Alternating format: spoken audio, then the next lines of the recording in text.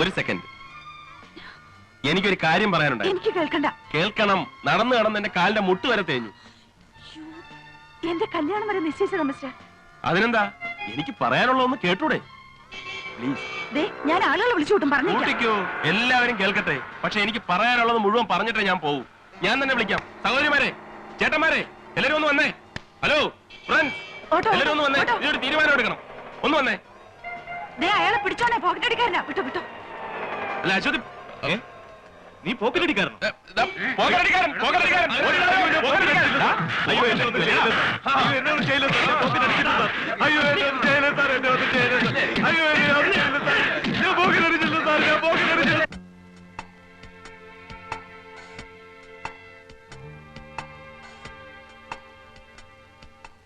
എപ്പോ നോക്കിയാലും ഒരു തമാശ. ഇവിടെ നമുക്ക് ഇവിടെ നിന്ന് സംസാരിക്കാം. തന്നോട് ഞാൻ എന്തിനാ വരാൻ പറഞ്ഞെന്നറിയോ? പറയാതെ ഞാൻ എങ്ങനെ അറിയാനാ? പറയാം. അതിനാണല്ലോ നമ്മൾ ഇവിടെ തന്നെ വന്നിരിക്കുന്നത്. ഓ, ഇവിടെ വെയിലല്ലേ, നമുക്ക് അപ്പുറത്തിരിക്കാം. അയ്യോ സാരമില്ല, ഈ നട്ടുച്ചയും നമുക്ക് പൂനിലാവാക്കാം. വെയിൽ സ്കിന്നിന് നല്ലതല്ലേ?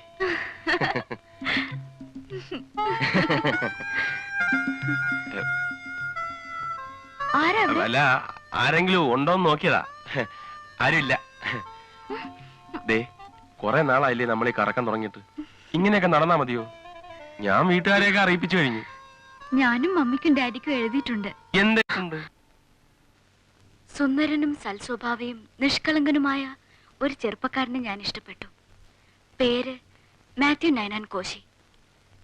എന്റെ ഇഷ്ടത്തിന് ഒരിക്കലും എതിര് നിൽക്കാത്ത എന്റെ ഡാഡിയും മമ്മിയും ഇതിനും എതിര് നിൽക്കില്ലെന്ന് എനിക്കറിയാം. ഒരുപക്ഷെ മാത്യു നൈനാൻ കോശിയെ നിന്റെ അപ്പനും അമ്മയ്ക്കും ഇഷ്ടമല്ലെന്ന് പറഞ്ഞാലോ?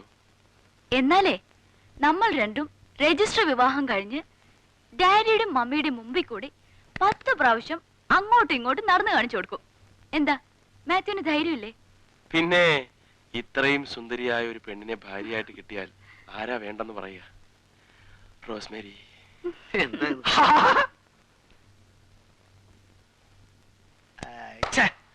ഹരം പിടിച്ചു വരികയായിരുന്നു. അപ്പോഴൊക്കെ ചെടി വന്ന് പറഞ്ഞ്, പിന്നെ അതെങ്ങനെ ഫിനിഷ് ചെയ്ത് ഒന്ന് പറഞ്ഞോ. എഴുന്നേറ്റ് പോടോ. അസൂയ അസൂയ അസൂയ. കൈവിടും. അച്ഛനെ സമ്മതിച്ചിരിക്കുന്നു. കാശ് ഞാൻ എങ്ങനെയെങ്കിലും തരാം. നീ കാശ് തരണ്ട. എന്താ? അതൊക്കെ പറയാം. തൽക്കാലം നിനക്കൊരു ഇളവ് തരുന്നെന്ന് കരുതിയാ മതി. എന്നാലേ ഞാൻ യാതൊരു കൺസെഷനും അനുവദിക്കത്തില്ല. ഇന്ന് തീയതി 14 അറിയാലോ? അറിയാം. എടാ, അവളെ കൊണ്ടും 2 ദിവസത്തിനുള്ളിൽ ഞാൻ പറയിപ്പിക്കും. നീ നോയിക്കോ.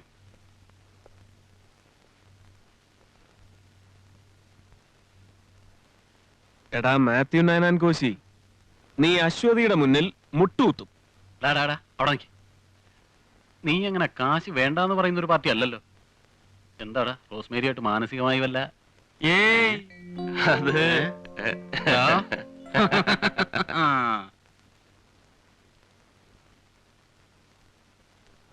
കുട്ടി, ആമദൂട്ടി, കുട്ടി, ഈ പണ്ടാരം ഇത് കാലത്ത് എവിടെ പോയി കിടക്കുക? രവി, നമ്മുടെ പെട്ടികളൊന്നും കാണുന്നില്ല. ആ കുട്ടിയെ കാണാനില്ല. അവനെ അടിച്ചോണ്ട് പോയ. അമ്മയ്ക്ക് അയക്കാൻ വെച്ചിരുന്ന 150 ഉറുപ്പികയും എന്റെ ഭാഷാ സഹായം കാണാനില്ല. ഇവന്റെ ഒരൊറ്റ ആളാണ് ഇതിനെല്ലാത്തിനും കാരണം. ആ കുരിശെടുത്ത് എന്റെ പടലിലേക്ക് വെച്ചോ. നീ പറഞ്ഞിട്ടല്ലടാ അവനെ പിടിച്ചിവിടെ നിർത്തിയത്. എന്റെ കുറെ ഇമ്പോർട്ടന്റ് ഫോൺ നമ്പേഴ്സ് പോയ പെട്ടിയിലാണല്ലോ. വല്ല വെമ്പിള്ളേരെ ആയിരിക്കും. ഭാഗ്യത്തിന് എന്റെ ഒന്നും പോയില്ലട്ടാ. ഇനി അവൻ എവിടെ പോയി തപ്പാൻ?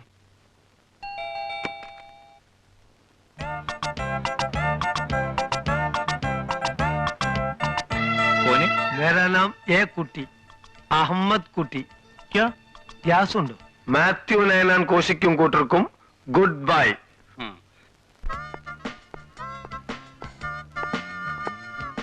ഹലോ, ഇവിടെ ആരും ഇല്ലേ? ആരും എല്ലാവരും ഒന്ന് വിളിച്ചേ.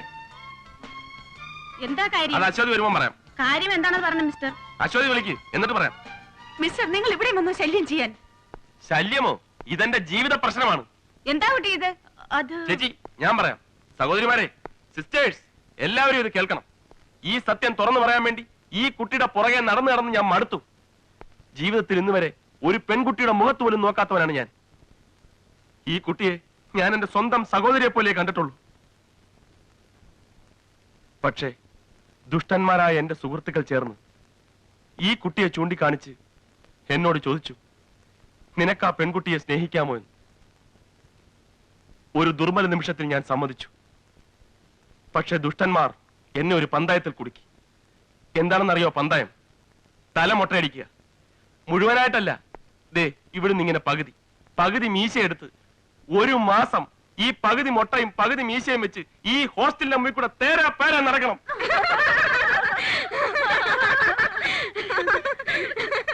സഹോദരിമാരെ, നിങ്ങൾക്ക് ചിരിക്കാം, പക്ഷെ ഒന്ന് ആലോചിച്ചു നോക്കൂ. എന്റെ സ്ഥാനത്ത് നിങ്ങളുടെ സഹോദരനാണെങ്കിൽ നിങ്ങൾ ചിരിക്കുമോ? നിങ്ങൾക്കും മനസാക്ഷിയില്ലേ? നിങ്ങൾ ഇവിടെ നിന്ന് പോയില്ലെങ്കിൽ ഞാൻ പോലീസിനെ വിളിക്കും. വിളിക്ക്, അവരും കൂടി അറിയട്ടെ എന്റെ ആത്മഹത്യക്ക് ഉത്തരവാദികൾ ആരൊക്കെയാണെന്ന്. താൻ തലമുട്ടയടിക്കോ ആത്മഹത്യ ചെയ്യോ എന്ത് വേണമെങ്കിലും ആയിക്കോ, എനിക്കെന്താ? ഒന്നുമില്ല. ഇല്ല. എന്നാൽ ഒരു സത്യം കൂടി ഞാൻ പറയാം. പന്തയത്തിന് ഞാൻ സമ്മതിക്കാൻ മറ്റൊരു കാരണം കൂടിയുണ്ട്. ഞാൻ ജയിച്ചാൽ എനിക്ക് 10,000 രൂപ കിട്ടും. അതുകൊണ്ട് രക്ഷപ്പെടുന്നത് മറ്റൊരു ജീവനായിരിക്കും, എന്റെ സഹോദരിയുടെ ജീവൻ. അവൾ ഒരു ഹാർട്ട് പേഷ്യന്റ് ആണ്. ആ 10,000 രൂപ കിട്ടിയാൽ എന്റെ സഹോദരിയുടെ ഓപ്പറേഷൻ നടത്താം. സഹോദരി, നാളെയാണ് പന്തയത്തിന്റെ അവസാനത്തെ ദിവസം. ഞാൻ ജയിക്കണമെങ്കിൽ ഒരേ ഒരു മാർഗമേ ഉള്ളൂ. എന്റെ സുഹൃത്തുക്കളുടെ മുമ്പിൽ വെച്ച് അശ്വതിക്ക് എന്നെ ഇഷ്ടമാണെന്ന് ഒരു വാക്ക് പറഞ്ഞാൽ മതി, അവരത് വിശ്വസിക്കും. എനിക്ക് രൂപ കിട്ടും, സഹോദരിയുടെ ഓപ്പറേഷൻ നടക്കും. ഞാൻ കാരണം കുട്ടിക്ക് ഒന്നും സംഭവിക്കില്ല. ഒരു വാക്ക്, ഒരേ ഒരു വാക്ക്, പ്ലീസ്. കുട്ടി ഒന്ന് മൂളിയാൽ രക്ഷപ്പെടുന്നത് എന്റെ സഹോദരിയുടെ ജീവനാണ്. ഇല്ലെങ്കിൽ നഷ്ടപ്പെടുന്നത് 2 ജീവിതങ്ങളായിരിക്കും. അങ്ങനെ സംഭവിച്ചാൽ ഞാൻ ഇതിന്റെ മുമ്പിൽ തൂങ്ങിച്ചാവും. അതിന്റെ ഉത്തരവാദി നിങ്ങളാണെന്ന് ഞാൻ എഴുതി വെക്കും. നാളെ രാവിലെ 7 മണിക്ക് ഞാൻ വരും. ഞാനും എന്റെ സഹോദരിയും ജീവിക്കണോ വേണ്ടയോ എന്ന് അശ്വതി തീരുമാനിക്കും.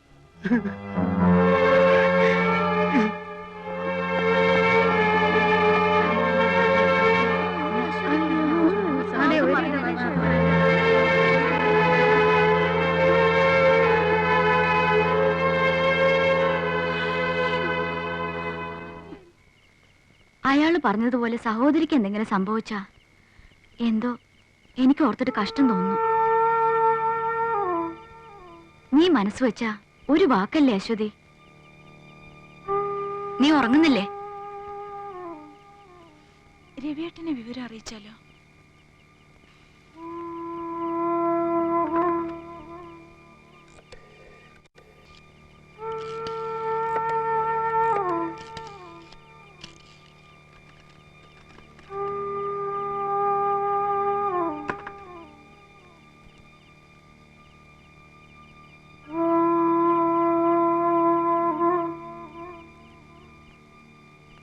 ഹലോ, അശ്വതി എന്ന് വിളിക്കൂ. ഞാൻ അശ്വതിയാ. ഞാൻ മാത്യു നൈനാൻ കോശിയാണ്. എന്തായി തീരുമാനം? ഇന്ന് ഹോസ്പിറ്റലിൽ നിന്ന് ഫോൺ ഉണ്ടായിരുന്നു. ഓപ്പറേഷൻ നാളെ തന്നെ നടത്തണമെന്ന് ഞാൻ ഉറപ്പ് കൊടുത്തു. നാളെ രാവിലെ 7 മണിക്ക് ഞാൻ മ്യൂസിയം പാർക്കിൽ കാത്തു നിൽക്കും, കൂടെ എന്റെ സുഹൃത്തുക്കളും. അശ്വതി എന്റെ സഹോദരി രക്ഷിക്കുമെന്ന് ഞാൻ ഉറച്ചു വിശ്വസിക്കുന്നു.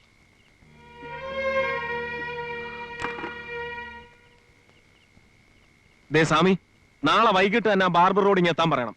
തല ഒരു വശം മുട്ടയടിച്ച് ഹോസ്റ്റലിന്റെ മുന്നിൽ കൂടി അങ്ങോട്ടും ഇങ്ങോട്ടും നടക്കുന്നതാണ്. നല്ല രസം ഉണ്ടാവും. ഇവിടെ എന്തൊക്കെ ബഹളമായിരുന്നു. നാളെ രാവിലെ തന്നെ മ്യൂസിയത്തിൽ എത്തണം, നിങ്ങളുടെ എല്ലാം മുമ്പിൽ വെച്ച് അവളെ കൊണ്ട് പറയിപ്പിക്കാം എന്നൊക്കെ. ഓ പവിത്ര, കാലത്ത് എല്ലാവരും റെഡി ആയിക്കോ. രാവിലെ 7 മണിക്ക് അവളെയും കൊണ്ട് ഞാൻ മ്യൂസിയം പാർക്കിലെത്തും.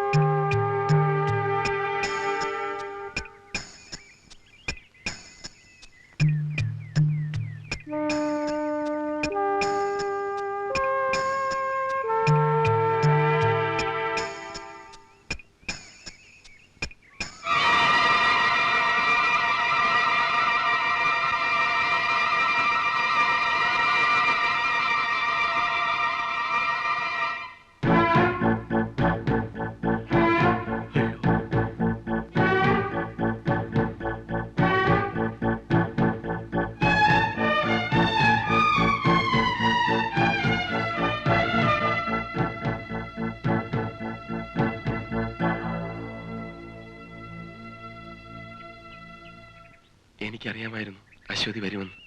സന്തോഷായി, സമാധാനമായി. ദേവന്മാരെ ചെടിയുടെ മറവിൽ നിൽപ്പുണ്ട്. അങ്ങോട്ട് നോക്കണ്ട, നോക്കണ്ട.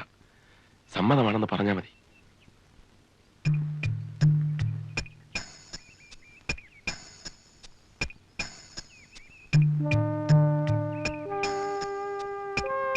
പറയൂ അശ്വതി, പ്ലീസ്.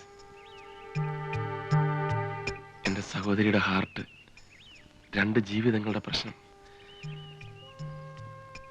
എങ്ങനെയെങ്കിലും എന്നെ രക്ഷിച്ചേ പറ്റൂ.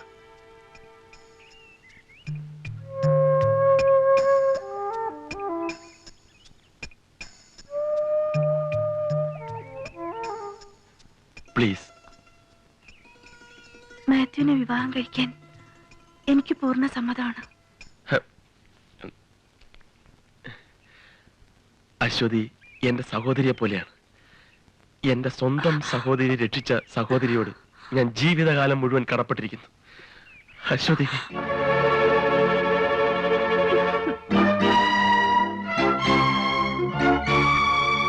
Sorry, extremely sorry.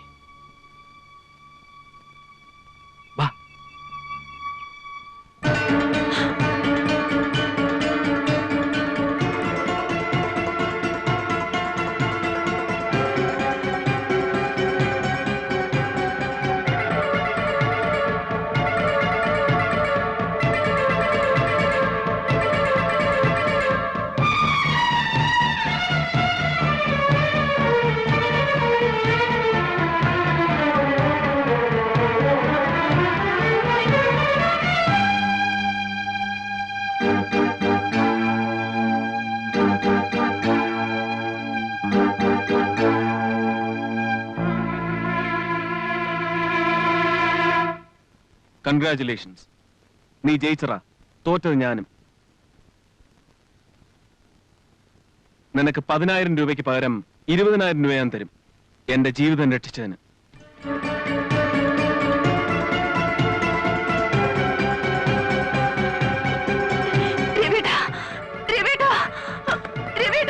ഞാൻ പറയുന്ന കേൾക്കൂ.